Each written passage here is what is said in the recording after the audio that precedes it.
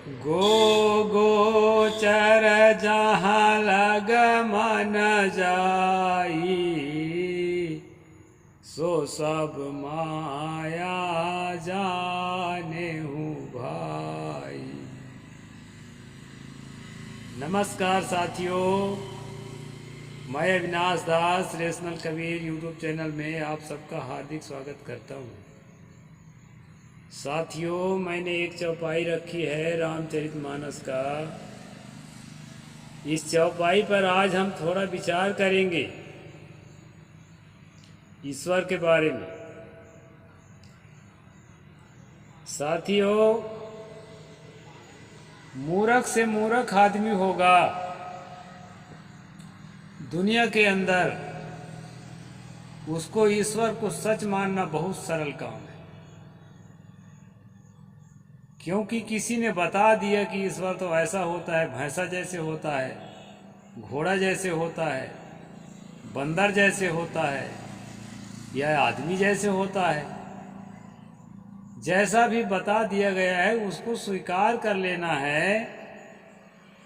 और ऐसा स्वीकार करना बहुत सरल है दोस्तों, मूर्ख से मूर्ख आदमी कर लेगा। और ऐसा स्वीकार करने वालों की अगर भीड़ इकट्ठी करते हैं और भीड़ को दिखाकर ये बताते हैं कि देखो इतने लोग सच मान रहे हैं,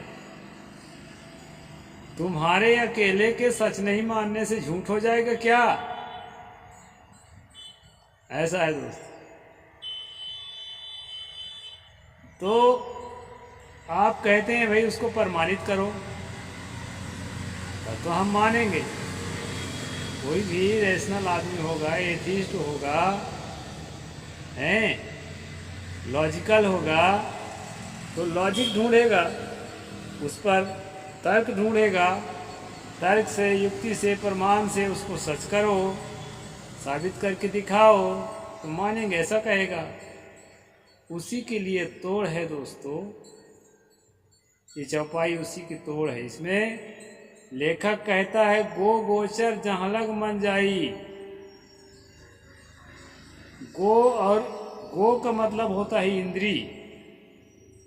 मनुष्य की जो 5 ज्ञान इंद्रियां हैं, आँख, कान, नाक, जीभ और त्वचा। त्वचा से स्पर्श करके चीज़ों को हम समझते हैं, आँख से देखकर चीज़ों को समझते हैं, नाक से गंध के माध्यम से चीज़ों को समझते हैं, जीभ से स्वाद के माध्यम से चीज़ों को समझते हैं, कान से आवाज़ के माध्यम से चीज़ों को समझते हैं। इस प्रकार दोस्तों, इन्हीं इंद्रियों को जिससे हम चीज़ों को समझते हैं उनको कहा गया है गो। और गोचर किसको कहा गया है? जहाँ ये इंद्रियां जा सकती हैं, जहाँ तक इंद्रियां विचरण कर सकती हैं। तो इंद्रियां कहाँ विचरण करती हैं? इंद्रियां वस्तुओं में विचरण करती हैं, जिसको विषय भी कहा जाता है। जो तन तुम आपन कह जानी, विषय स्वरूप भूलो अज्ञानी। बीजक में आया। ये शरीर जो है विषय स्वरूप है। विषय मतलब इंद्रियों से समझा जा सकने वाली चीज, इंद्रियों के माध्यम से जिसको हम समझते हैं। या इंद्रियों की दौड़ जहाँ तक है, चौपाई का रचने वाला कहता है कि इंद्रियां और इंद्रियों का जहाँ तक दौड़ है, वहाँ तक माया है, धोखा है, वहाँ तक ईश्वर नहीं है। अब सवाल ये पैदा होता है कि आपका मन इंद्रियों की जहां पहुंच नहीं है उस पर कैसे विचार करेगा? इंद्रियों की जहां पहुंच नहीं है, मन में तो संकल्प उसी पर बनते हैं, मन में संकल्प विकल्प उसी पर बनते हैं जहां तक हमारी इंद्रियां जाती है। इंद्रियां जहां ना जाए उस पर कोई संकल्प विकल्प नहीं तैयार हो सकता है। अब जिसका संकल्प विकल्प तैयार नहीं हो सकता है, मन उस पर कुछ भी निर्णय नहीं ले सकता है, या उस दुखद या सुखद अनुभूति भी उससे नहीं आपको मिल सकती है। अब सवाल एक और पैदा होता है, ईश्वर का विचार कैसे करते हैं? जो भी ईश्वर को सच मानने वाले लोग हैं, ईश्वर का विचार कैसे करते हैं और ईश्वर का प्रचार कैसे करते हैं? जब इंद्रियों का और मन का विषय नहीं है तो मन बुद्धि जहाँ न पहुँचे हो रमैया राम, कहाँ खोज कैसे होए हो रमैया राम। सतगुरु कबीर साहेब ने इसीलिए कहा है, जहाँ तुम्हारा मन नहीं पहुँच रहा है, जहाँ तुम्हारी बुद्धि नहीं पहुँच रही, वहाँ तुम खोज कैसे कर रहे हो? किस माध्यम से खोज कर रहे हो? भाई खोज करते हो तो कोई तो माध्यम होगा तुम्हारे पास जिससे खोज करते हो, और अगर कोई माध्यम नहीं है, खोज नहीं किए हो, तो फिर झूठ बोलते हो। मन इंद्रियों के अलावा अगर कोई और माध्यम है तुम्हारे पास जिससे तुम खोज कर रहे हो।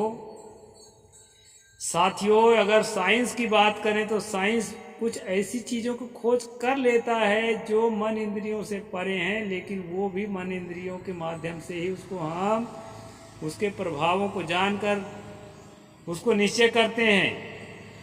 मन इंद्रियों के अलावा मनुष्य के साथ और कोई साधन नहीं है, मेरे पास तो नहीं है। अगर किसी के पास है ना तो कमेंट करके मुझे बताए। तो मन इंद्रियों के माध्यम से ईश्वर को नहीं जाना जा सकता है। और कहते हैं जो ईश्वर है भूत भविष्य वर्तमान तीनों कालों से परे है। साथियों, जब समय का अस्तित्व नहीं था, उसको भी हम भूतकाल ही कहते हैं। समय का अस्तित्व कब नहीं था? समय क्रिया सापेक्ष है, और जो है जगह जो है स्थिति सापेक्ष है। बात थोड़ी गहरी है दोस्तों, क्योंकि ये फिलॉसफी की बात है और रेशनल फिलॉसफी की बात है। दो वस्तुओं के स्थिति के आधार पर जगह निर्धारित होती है। ये अखिल ब्रह्मांड सारा जगह ही है, लेकिन जगह विशेष का हम पहचान किन्हीं दो वस्तुओं के स्थिति के आधार पर हम जगह विशेष की पहचान रखते हैं। और समय विशेष का पहचान हम किसके आधार पर करते हैं दोस्तों? कोई क्रिया होती है, क्रिया के एक अवस्था से दूसरी अवस्था के आधार पर हम समय का निर्धारण करते हैं। इसके अलावा जगह और समय का निर्धारण करने का कोई साधन नहीं है प्रकृति के अंदर। बहुत बारीकी से समझना बात को। यह अविनाश दास ईश्वर को स्वीकार नहीं करता है, नहीं करता है, नहीं करता है। अब सवाल पैदा होता है कि जो तीनों काल जब समय का अस्तित्व ही नहीं था, तो समय का अस्तित्व जो है क्रिया सापेक्ष है, तो कोई क्रिया ही नहीं है, तो ईश्वर का क्या वहां पर रोल है रे भाई? अगर भूत भविष्य वर्तमान तीनों काल से परे है आपका ईश्वर,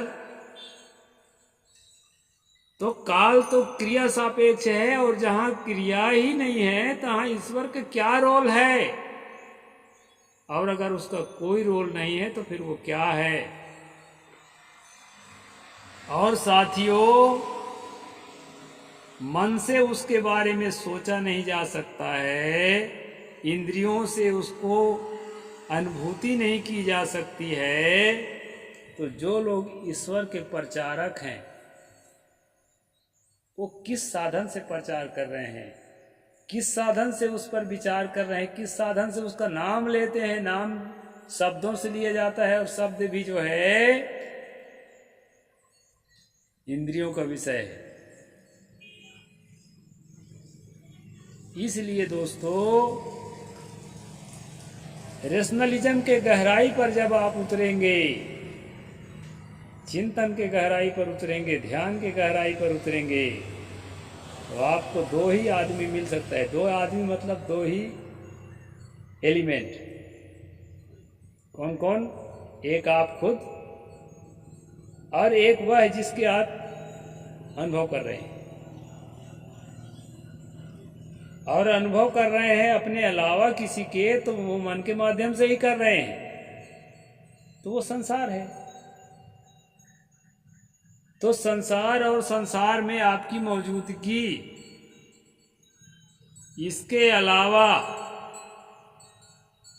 एक थर्ड पर्सन की मौजूदगी, केवल जिद कर सकते हैं, महा जिद कर सकते हैं, बदमाशी कर सकते हैं, लाठी चला सकते हैं, बंदूक चला सकते हैं उसके पक्ष में, लेकिन साबित नहीं कर सकते। अरे तर्क से भी परे है तो तर्क से कैसे साबित होगा? तो तर्क से परे है तो आपके पास और क्या चीज है? आप भी तो तर्के कर रहे हैं, चाहे कुतर्के सही, लेकिन तर्के तो कर रहे हैं उसको साबित करने के लिए। इसलिए साथियों, संसार का सबसे बड़ा झूठ है ईश्वर। ऐसा मैं बहुत गहराई से समझने के बाद कहा करता हूं। सुबह मैंने कहा था कि ईश्वर उश्वर कुछ नहीं होता है, तो कई लोग का मत्था ठनक गया हो, और समाजियों का, वैष्णवों का और क्या क्या, ईसाइयों का, मुसलमानों का, जो ईश्वर ईश्वर रट्टा लगा रहे हैं। अब यहाँ तो ऐसा भी कह रहे हैं लेखक, यहाँ जी मैं पढ़ रहा हूँ, सामने किताब रखा हूँ एक ठो सहयोग नाम का, जो नाम गुण विचार से परे है। नाम गुण विचार से परे है, उसका क्या नाम हो सकता है? यानी नाम रखने के लिए जो विचार करते हैं, विचार श्रृंखला हमारे अंदर चलती है, इसके बाद नाम रखते हैं, तो उस विचार श्रृंखला में भी वो नहीं अटता है, तो क्या नाम रखोगे? अब उसमें नहीं अटता है और है भी, वो ऐसा कहना मूर्खता है कि नहीं, मैं ये पूछता हूं।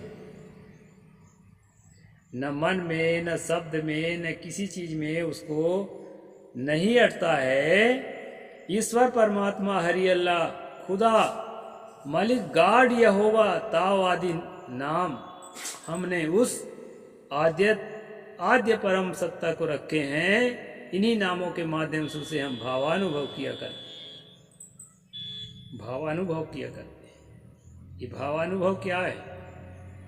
आदमी के स्वसत्ता के अलावा मन है, और स्वसत्ता के अलावा जिसका भी अनुभव आप करते हैं तो संसार की वस्तु है। और संसार की वस्तु का आप अनुभव करते हैं। संसार की वस्तु यदि ईश्वर है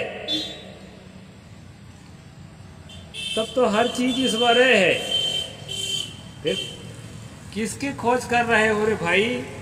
आपका शरीर के एलिमेंट्स भी ईश्वर हैं, आप भी ईश्वर हो, तो कौन, किस ईश्वर को कौन भगत खोज रहा है? मूर्खता है कि नहीं? ईश्वर की खोज पूर्णतः मूर्खता है कि नहीं, इसका जवाब आप लोग लिखिए।